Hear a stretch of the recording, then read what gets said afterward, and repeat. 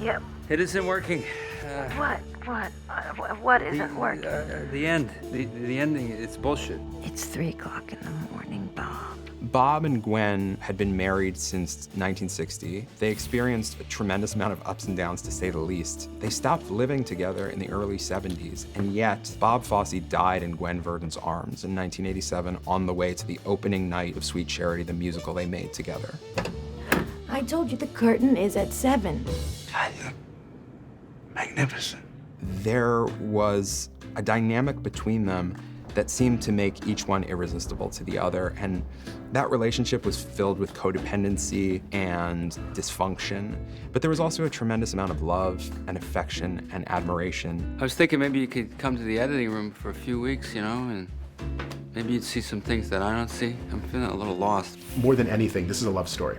This is a love story between two people who desperately needed each other, who would stop at nothing to get to the next place together, whose arms were always stretched towards each other.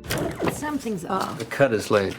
Is that it? Yeah, and while I used to care, and it should be, and while I used to care, and then you're back to Liza. Do you have That's that? They each did their best to support one another, though that support came with a lot of conditions and a lot of toxicity along the way. I couldn't think without you, you understand? I want to come home. There's the part where you swear it didn't mean anything. You were lonely, drinking too much, working too hard. I'm in love with her. I think there was some competition, and I think there was a lot of support. I think it was a little bit of both. Gwen was much more famous in the beginning than Bob, and then that changed. They say dancers die 2 deaths. The day that they stop dancing and then the day that they die. You're not sure you'll be able to dance it in 2 years. No, that's right, I'm not. But I can dance it now. She aged out of her profession, whereas Bob just kept growing more and more into his. We're closing tomorrow. Well, let's not. It's gonna have a fine run. Let's Oh, not be no, dramatic. that's not my opinion, Bob. That's a fact. Bob was incredibly tortured by this notion that he was going to get found out, that he didn't have the goods, that he would be discovered as a fraud. What about the party? I'm not in the mood for a funeral.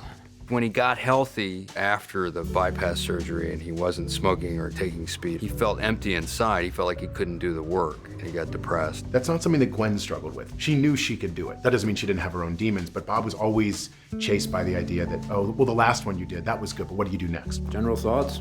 I feel sick. What? It's unwatchable. The danger of his lifestyle stimulated him and inspired him. It also screwed him up. He eventually died very young, you know, because of it. He burned out pretty quick. What's unique about this story is that for each moment of destruction in their struggles, they're also in the midst of this incredible creation. Fosse Verdon is a show about these two powerful creative artists and their passion to create something lasting.